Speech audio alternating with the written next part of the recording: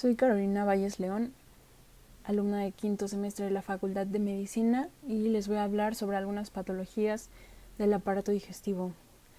Voy a empezar con el síndrome de sangrado de tubo digestivo, ya que es una de las emergencias gastrointestinales más comunes, porque causa una significativa mortalidad debido al aumento del uso de antiinflamatorios no esteroideos y la alta prevalencia del Helicobacter pylori.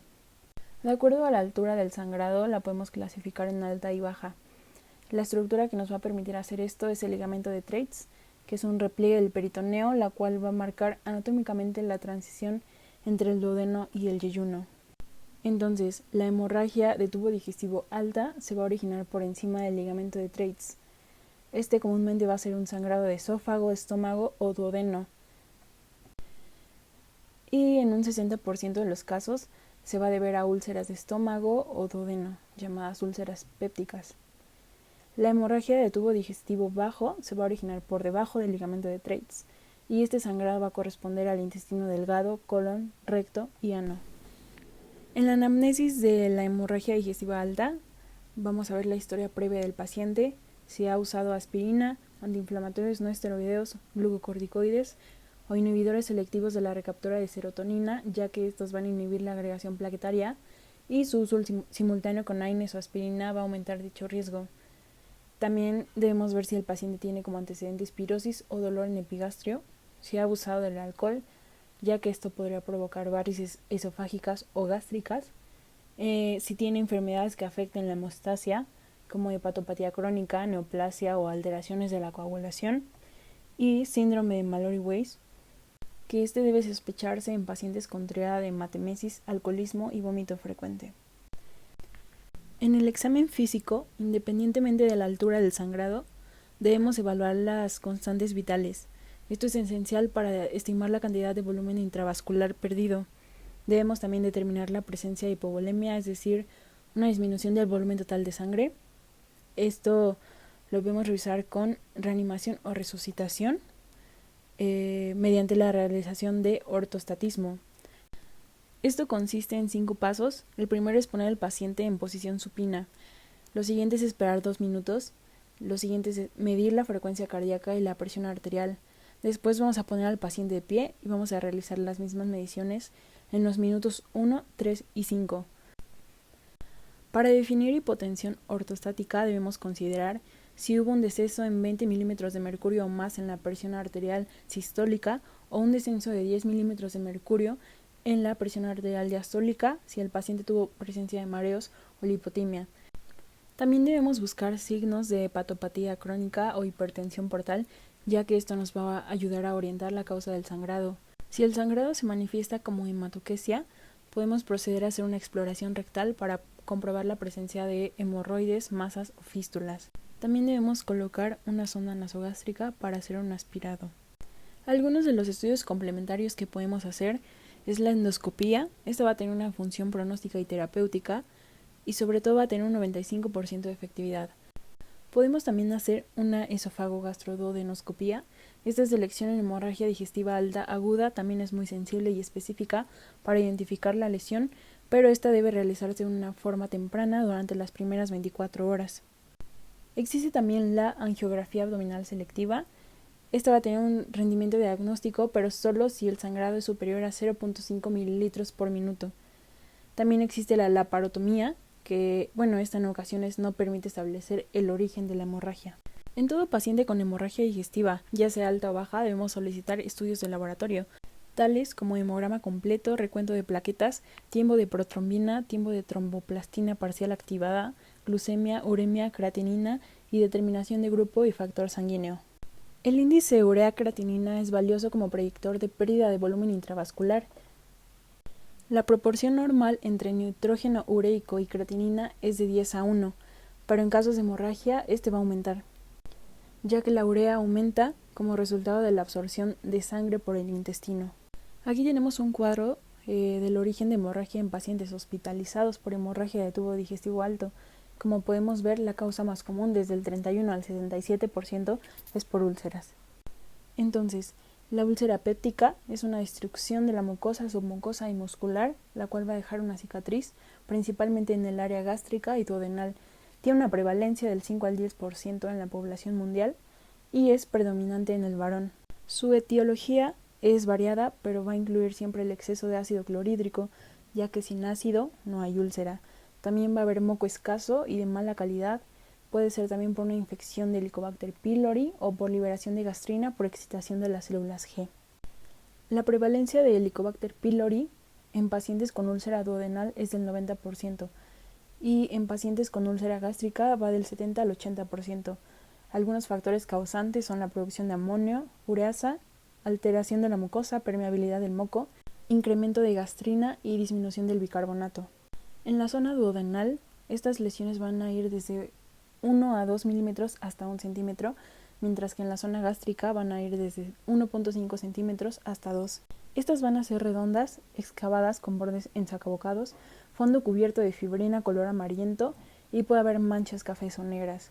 Según la estadística de Portis y Jaffré, el 59% va a ser en la región antropilórica. De acuerdo a la localización y combinación, según Johnson, las clasificó en 5 tipos. El tipo 1 se va a encontrar predominantemente en el cuerpo gástrico, la tipo 2 en el cuerpo gástrico, pero va a estar relacionada con úlcera duodenal o pilórica. La tipo 3 va a estar en región prepilórica vinculada con úlcera duodenal. La tipo 4 va a ser una úlcera gástrica alta cercana al fondo gástrico. Y la tipo 5 va a ser un estómago con úlceras múltiples. La clasificación tipo 1 va a tener hiposecreción de ácido, mientras que las clasificaciones 2 y 3 van a tener una secreción normal o aumentada. En el cuadro clínico vamos a ver que desde el 85 al 90% de los pacientes van a tener dolor en epigastrio, principalmente en la zona derecha. Van a presentar también un síndrome ulceroso, el cual es ardoroso, tienen una sensación de vacío, tienen cólico de intensidad mediana, puede ser preprandial, postprandial o nocturno. La duración puede ser desde 3 a 5 semanas. El dolor va a aumentar en ayunos prolongados y con el consumo de alimentos irritantes. La primera manifestación de hemorragia masiva de tubo digestivo alto va a ser en forma de hematemesis y melena.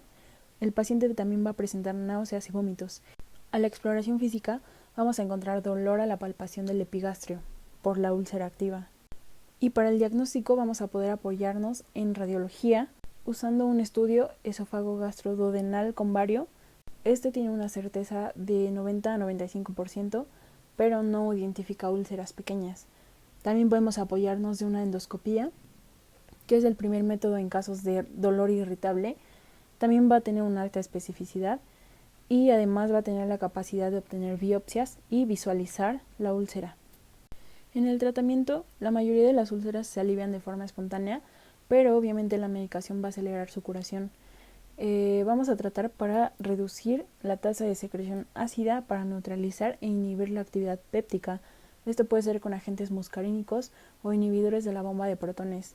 También vamos a prohibir al paciente el consumo de bebidas alcohólicas, evitar el consumo de cigarros, evitar el tratamiento con antiinflamatorios no esteroideos, aspirinas, corticoides, suspender zumos cítricos y tener un consumo moderado de café, ya que el objetivo del tratamiento va a ser aliviar este dolor por el que se presenta el paciente, lograr la cicatrización de la lesión, curar la enfermedad una vez que conocemos el origen, tratar infección por Helicobacter pylori si es que existe y evitar mayores complicaciones.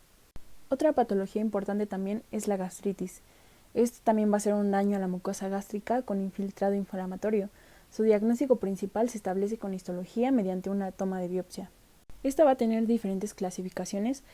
Una de ellas es de acuerdo a su apariencia macroscópica y etiológica, que la dividiría en específicas e inespecíficas.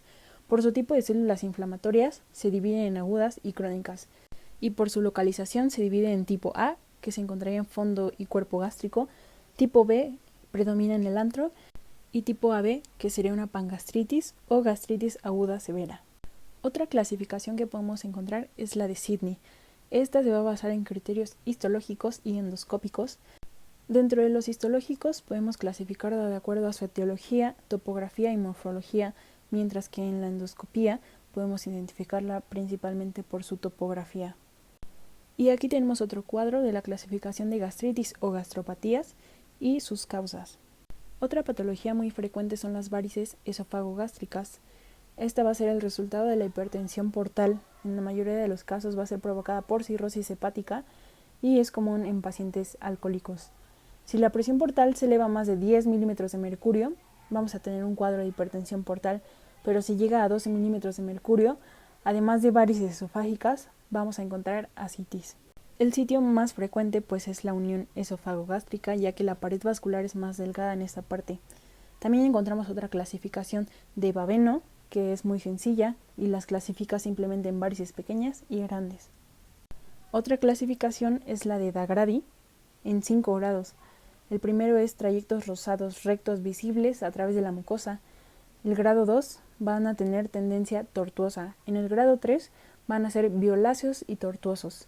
En el grado 4 van a ser violazos, tortuosos, ingurgitados. Y en el grado 5 vamos a tener todos los anteriores más manchas hematoquísticas. Esto quiere decir que vamos a encontrar varice sobre varice. Esta patología es más frecuente en hombres en un 65%. El mejor método para diagnosticarla es la endoscopía. En la profilaxis primaria vamos a englobar a pacientes con varices grandes y manchas hematoquísticas, lo cual implica un gran riesgo. En esto vamos a hacer una aplicación de bandas gástricas para disminuir la morbimortalidad y vamos a manejarlo con betabloqueadores como el propanolol. En caso de una hemorragia aguda, los pacientes deben ser atendidos en cuidados intensivos. Debemos mantener la vía aérea permeable, canalizar 2 venas, una periférica y otra central, para mejor control de líquidos. Vamos a colocar una sonda Foley para cuantificar la diuresis y también vamos a tomar muestras sanguíneas para estudios de laboratorio, tales como biometría hemática, química sanguínea, grupo sanguíneo y RH, pruebas de función hepática, tiempos de coagulación y electrolitos séricos. En las varices gástricas, los pacientes van a presentar hemorragia masiva. Vamos a hacer una endoscopía y vamos a aplicar un adhesivo tisular o cianocrialato combinado con un agente radiopaco para la mejor identificación. Por último, en las hemorragias de tubo digestivo alto vamos a ver el síndrome de Mallory-Weiss. Esta va a ser una laceración en la parte inferior del estómago y la parte superior del estómago. El paciente va a presentar vómito, arcadas e hipo y va a representar el 5% de episodios de hemorragia digestiva alta. Estos pacientes van a tener antecedente de hematemesis. También está asociado a hábitos alcohólicos, bulimia y hernia hiatal. Podemos apoyarnos de una endoscopía para colocar un clip sobre este desgarro. Y aquí les dejo un algoritmo sugerido para el diagnóstico y tratamiento de pacientes con hemorragia aguda de tubo digestivo alto. Ahora vamos a hablar de la hemorragia digestiva baja. Los pacientes con hemorragia digestiva baja presentan menor inestabilidad hemodinámica, menor ortostatismo y menor necesidad de transfusiones sanguíneas. Este tipo de sangrado va a ser por debajo del ligamento de Treitz. La incidencia anual es de 20 a 30 casos por cada 100.000 habitantes y el 80% de estos casos cesan de manera espontánea. La cualidad de la sangre expulsada va a ser muy útil para nosotros, ya que si encontramos rectorragia, que es la pérdida de sangre en un tono rojo a través del ano, ya sea sola o asociada a heces, vamos a poder definir que es una hemorragia del recto sigmoides, mientras que si encontramos hematoquesia, que es un sangrado de color rojo vinoso, puede ser una hemorragia de colon o intestino delgado. Es más común en adultos de más de 65 años. 80% de estos pacientes tienen un buen pronóstico. Un mal pronóstico es que el paciente tenga una estancia hospitalaria prolongada o alguna otra comorbilidad, y esta es persistente en solo del 10 al 40% de los casos. Para predecir el pronóstico adverso de hemorragia digestiva alta y baja se ha utilizado una clasificación que se llama BLED. Considera la presencia de hemorragia activa, de presión arterial sistólica menor de 100 milímetros de mercurio, alargamiento del tiempo de protrombina mayor de 1.2, alteración del estado de conciencia e inestabilidad de alguna enfermedad coexistente.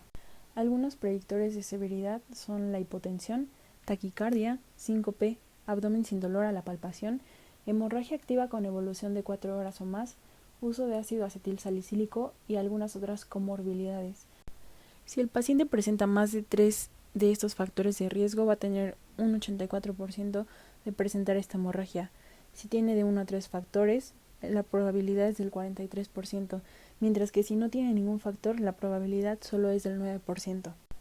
A la sangre expulsada por el recto debemos estudiar su volumen, la duración de la hemorragia y el color de la sangre, ya que en una hemorragia digestiva alta vamos a encontrar melena, que son heces negras, pestilentes y líquidas, mientras que una hemorragia baja, la sangre va a ser de un color rojo brillante.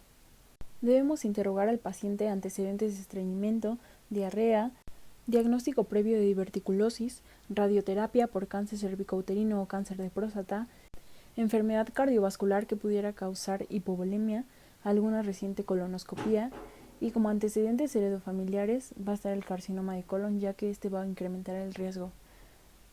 En la exploración física, pues vamos a ver la cantidad de sangre perdida, el origen de la hemorragia, si el paciente presenta hipotensión ortostática y si hay caída de la presión arterial media. Vamos también a identificar si hay presencia de datos de irritación peritoneal o si hay ausencia de dolor, ya que esto podríamos verlo en una enfermedad diverticular o en una angiodisplasia. Es importante verificar la ausencia de hemorragia digestiva alta. ¿Esto cómo lo vamos a hacer? Con una colocación de sonda nasogástrica. Vamos a hacer un aspirado y si la sangre sale roja, vino con asientos de café, vamos a descartar que el diagnóstico sea una hemorragia digestiva baja. En todo paciente con hemorragia vamos a realizar de forma simultánea la historia clínica, la exploración física y la reanimación inicial de la cual les hablé al principio de este video. Para establecer el estado hemodinámico vamos a monitorizar la presión arterial, el pulso, la concentración de oxígeno, el flujo urinario y la presión venosa central. Esto nos va a ayudar para guiarnos en el reemplazo de líquidos. Al realizar la venopunción vamos a tomar muestras de sangre para enviarlas al laboratorio. También debemos evitar poner al paciente en decúbito supino para prevenir una broncoaspiración. Si detectamos hipotensión ortostática vamos a transfundir concentrado eritrocitario y si encontramos algún tipo de coagulopatía o trombocitopenia, vamos a transfundir plasma fresco congelado o plaquetas. Es muy importante que nos fijemos en las características y frecuencia de las evacuaciones, ya que si son esporádicas, color vino, escasas, es poco probable que se agrave, pero si las evacuaciones son frecuentes, voluminosas, rojas o color marrón, es una hemorragia digestiva baja grave. Vamos a determinar la causa y tratarla mediante una colonoscopía, que es el estándar de oro. Esta se tiene que realizar de una forma temprana dentro de las primeras 24 horas. Va a estar contraindicada en pacientes sin preparación intestinal previa. ¿Cómo se hace esta preparación intestinal previa? Con polietilenglicol oral o por sonda nasogástrica.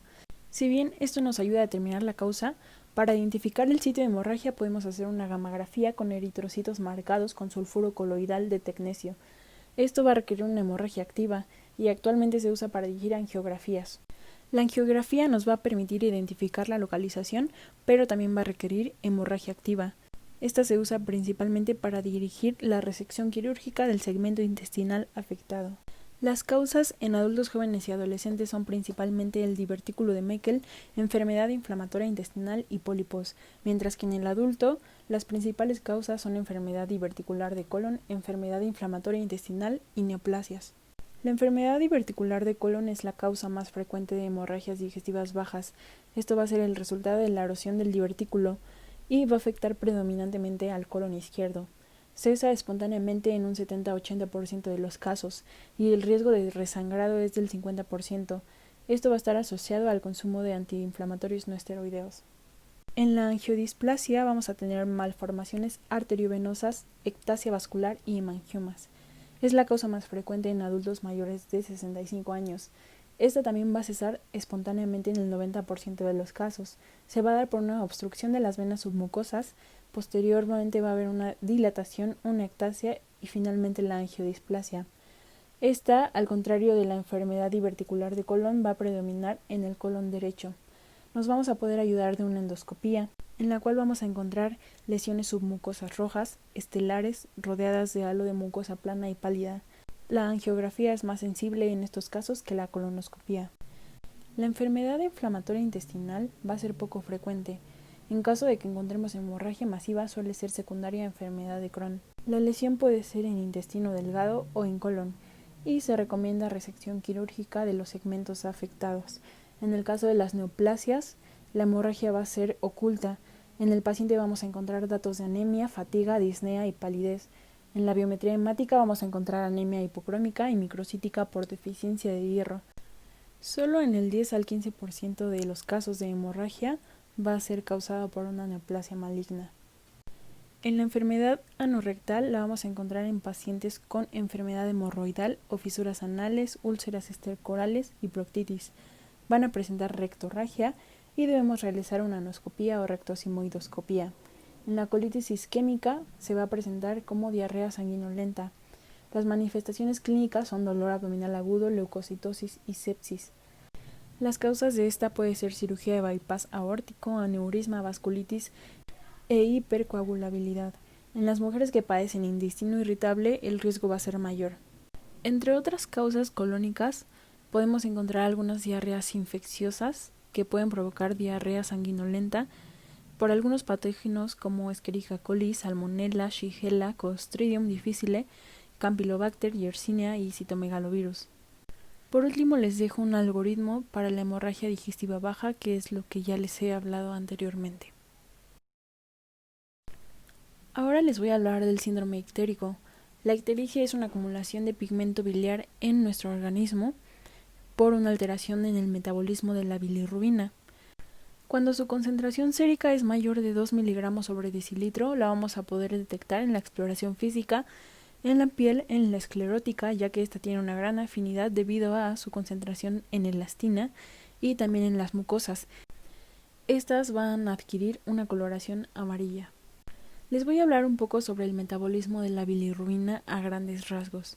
El 80% de esta va a proceder de la degradación de eritrocitos envejecidos, mientras que el 20% se va a deber a la destrucción prematura de las células eritroides en médula ósea.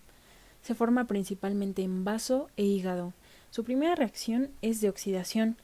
Los productos finales van a ser la biliverdina, el hierro y el monóxido de carbono. En la segunda reacción vamos a tener una reducción en la cual se va a convertir la biliverdina en bilirrubina. Para transportarse a la sangre, esta debe ser soluble, y esto lo vamos a lograr por la unión a la albúmina. La bilirrubina no conjugada ligada a albúmina se va a transportar a hígado. Ahí, en el retículo endoplásmico de los hepatocitos, la bilirrubina es conjugada con ácido glucurónico.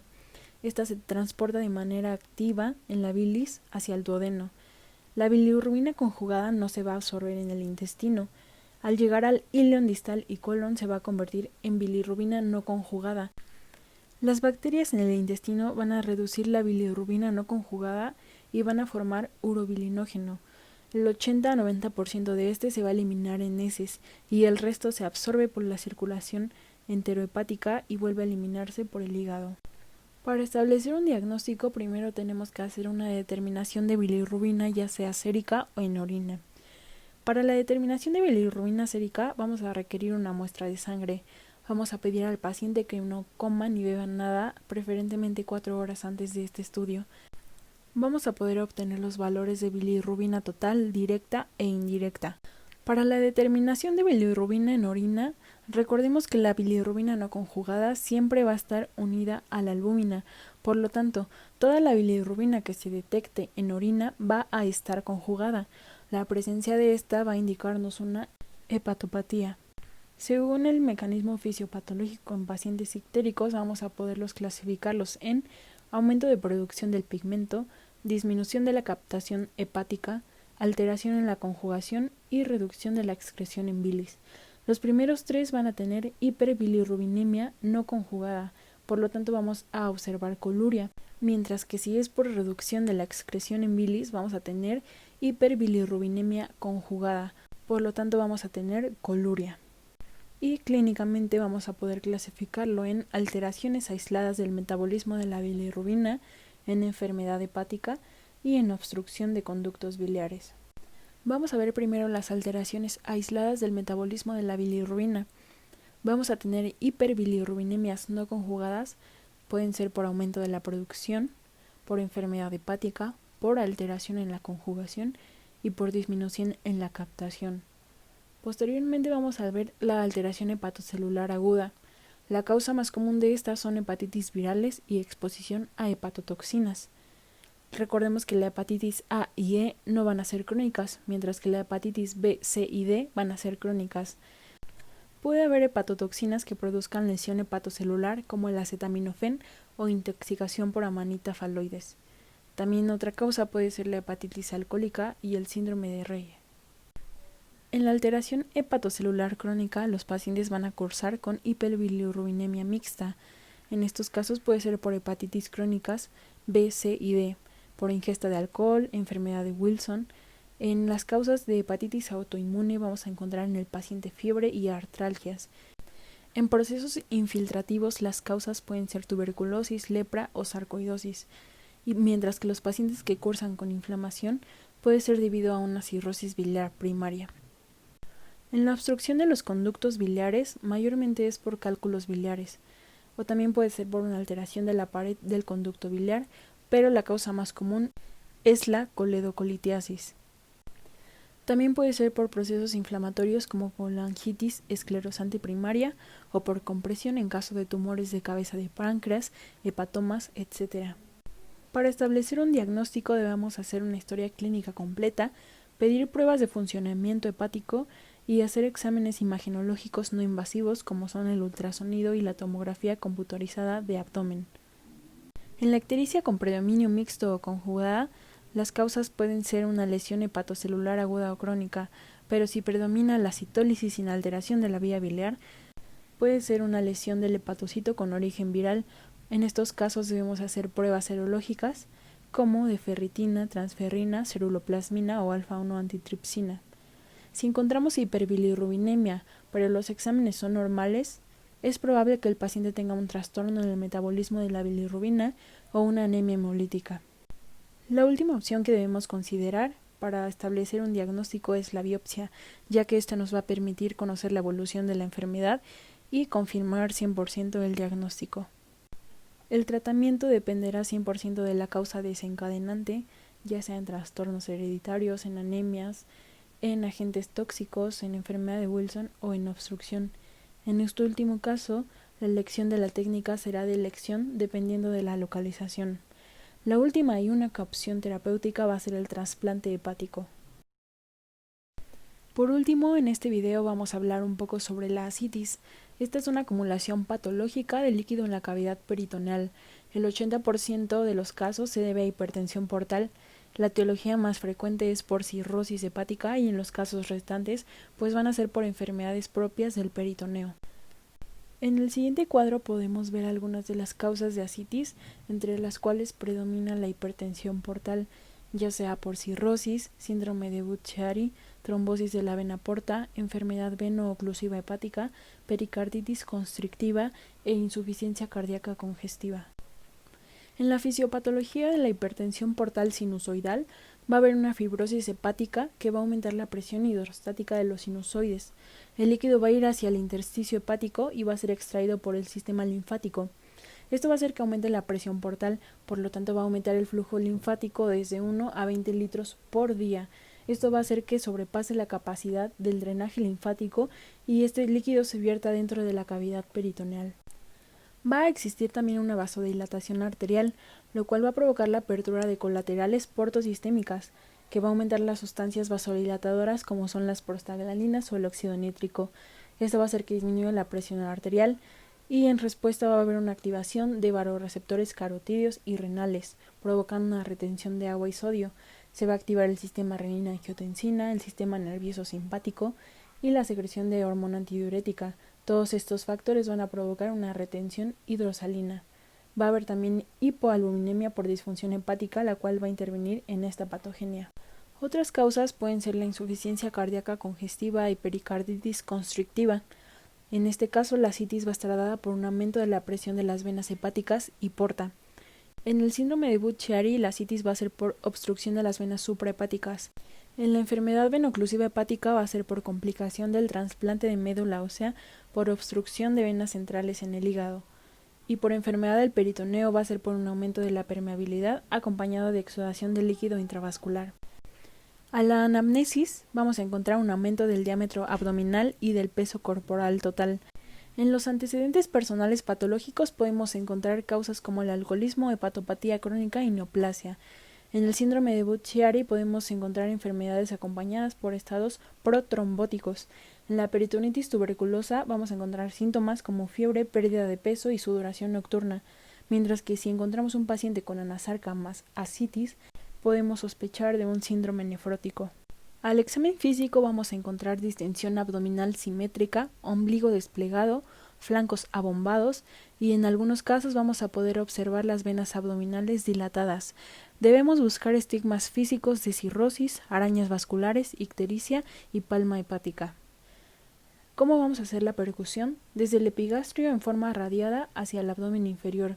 Vamos a encontrar matidez con concavidad superior, matidez desplazable de los flancos y el signo de la onda ascítica, del cual les pongo una imagen a su derecha.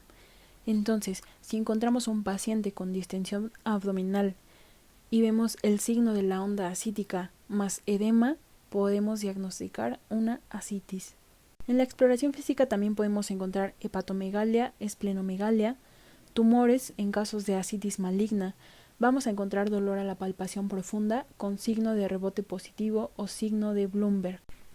En este va a haber dolor a la palpación de la fosa ilíaca derecha con irritación peritoneal, de modo que se desencadena dolor al comprimir esta zona y se va a incrementar intensamente hasta desaparecer en fracciones de segundo cuando se descomprime bruscamente al levantar la mano. En pacientes con insuficiencia cardíaca va a estar acompañado de edemas y derrame pleural. En pacientes con pericarditis constrictiva se va a presentar como cirrosis hepática con signo de Kussmaul. Esto quiere decir que las venas yugulares van a estar distendidas y con la inspiración profunda la presión venosa no va a disminuir como lo vemos en la imagen. Podemos realizar una paracentesis o punción abdominal preferentemente en flanco izquierdo.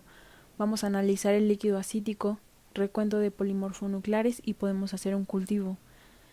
Teniendo en cuenta que los gérmenes habituales que podemos encontrar es E. coli, Klebsiella pneumoniae y Streptococcus pneumoniae. Podemos también realizar un examen citológico si tenemos sospecha de carcinomatosis peritoneal. Una biopsia también nos va a permitir hacer el diagnóstico definitivo. Vamos a pedir amilasa en sospecha de enfermedad pancreática. Podemos apoyarnos también de una ecografía abdominal para confirmar la ascitis y también es útil para que podamos ver si hay hepatomegalia y esplenomegalia. El ecodoppler nos va a ayudar a evaluar la circulación venosa portal y una tomografía computarizada la podemos realizar en pacientes con sospecha de enfermedades pancreáticas, tumores abdominales o hepáticos y ascitis quilosa. El gradiente albúmina sérica albúmina del líquido ascítico va a ser muy importante, ya que si lo encontramos mayor a 1.1 gramos sobre decilitro, la causa va a ser por hipertensión portal, mientras que si la encontramos menor de 1.1 gramos por decilitro, la causa va a ser por inflamación o cáncer. Por último les dejo un diagrama de flujo de todos los análisis que podemos hacerle al líquido ascítico para así poder llegar a un mejor diagnóstico. Gracias.